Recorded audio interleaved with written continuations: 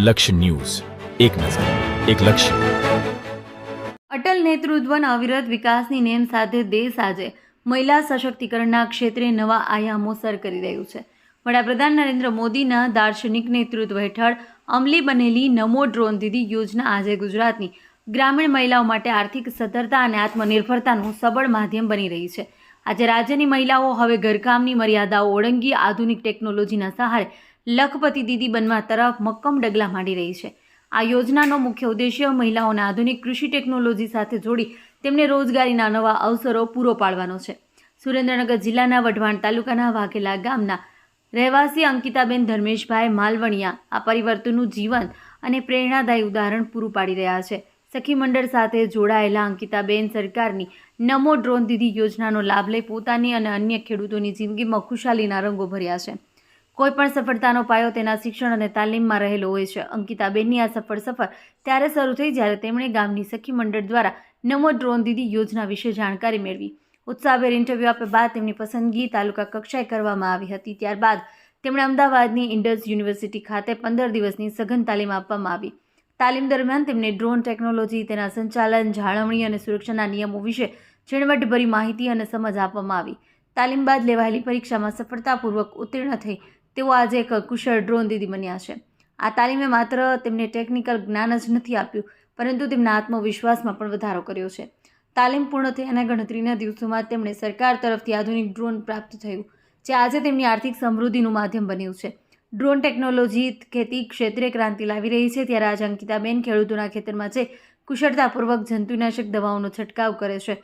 ખાસ કરી રવિ પાક દરમિયાન જ્યારે તુવેર જેવા ઊંચા પાકોમાં મેન્યુઅલ પદ્ધતિથી દવાનો છંટકાવ કરવો શારીરિક રીતે ખૂબ જ કષ્ટદાયક બને ત્યારે મુશ્કેલ હોય છે, ત્યારે આ ડ્રોન ખેડૂતો માટે આશીર્વાદરૂપ સાબિત થઈ રહ્યું છે.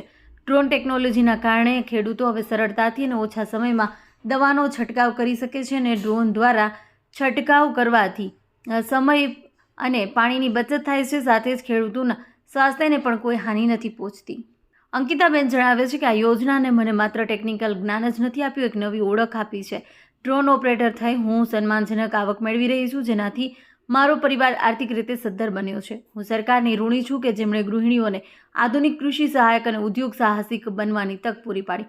સરકારની આ યોજનામાં ખેડૂતોને પણ મોટો ફાયદો મળી રહ્યો છે. દવાનો છંટકાવ કરવા માટે ખેડૂતે માત્ર 100 રૂપિયા ચૂકવવાના હોય, જ્યારે બાકીના 500 સરકાર દ્વારા સબસિડી તરીકે આપવામાં આવે છે. આમ ખેડૂતોને સસ્તી અને ઝડપી સુવિધા મળે છે. આજે અંકિતાબેન જેવા અનેક બહેનો આ યોજના હેઠળ આર્થિક વેતન મેળવી લખપતિ દીદી બનવાના લક્ષ્ય તરફ આગળ વધી રહ્યા છે.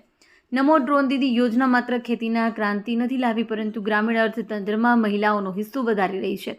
જ્યારે કે ટેકનોલોજી અને સરકારી પ્રોત્સાહનોનો સમન્વય થાય છે, ત્યારે કેવું અદ્ભુત પરિણામ મળે છે તે ઉત્તમ ઉદાહરણ ગુજરાતની આ નારી શક્તિ પૂરું પાડી રહી છે.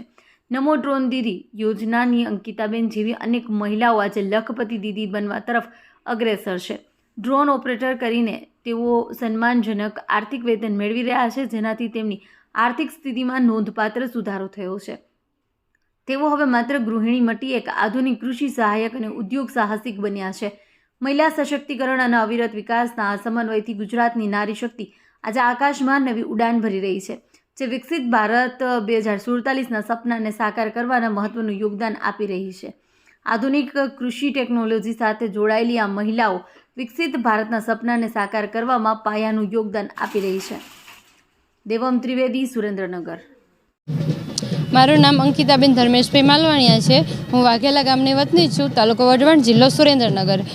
મેં અમારા સખી મંડળમાં આ નમો ડ્રોન દીદી નામની યોજના આવેલી, એમાં મેં ઇન્ટરવ્યૂ આપેલું અને અહીંયા તાલુકા લેવલે મારું સિલેક્શન થયું છે. એના પછી અમને અમદાવાદમાં ઇન્ડસ યુનિવર્સિટી ખાતે 15 દિવસની ટ્રેનિંગ આપવામાં આવી ડ્રોન વિશેની, અને પછી એમાં અમારી પરીક્ષાઓ લેવાણી અને એમાં અમારું સિલેક્શન થયું હતું. અને એના પછીના 15 દિવસની અંદર મને આ ડ્રોન મળેલું છે. આ ડ્રોનની મદદથી હું હાલમાં ખેડૂતોને ખેતરમાં પેસ્ટિસાઇડ દવાનો છંટકાવ કરીને ખેડૂતોને પણ બહુ બધી રીતે મદદરૂપ થઈ શકી છું અને મારું ખુદનું આર્થિક વેતન પણ મેળવી રહી છું. અને હું અત્યારે આર્થિક રીતે આનાથી ઘણી બધી સદ્ધર થઈ શકી છું અને ખેડૂતોને પણ આનાથી ઘણો બધો લાભ મળી શક્યો છે. કેમ કે અત્યારે હાલમાં જે સિઝન છે રવિ પાકમાં તુવેર જેવા મોટા મોટા પાક છે, એમાં ખેડૂતથી પેસ્ટિસાઇડનો છંટકાવ કરવો પોસિબલ ન હતો, ત્યારે આ ડ્રોનની મદદથી ખેડૂત સહેલાઈથી છંટકાવ કરી શકે છે અને પ્લસ બીજું કે સરકારનો જે સબસિડીનો સહાયનો લાભ છે એનો અત્યારે ખેડૂતને સારો એવો ફાયદો થઈ રહ્યો છે.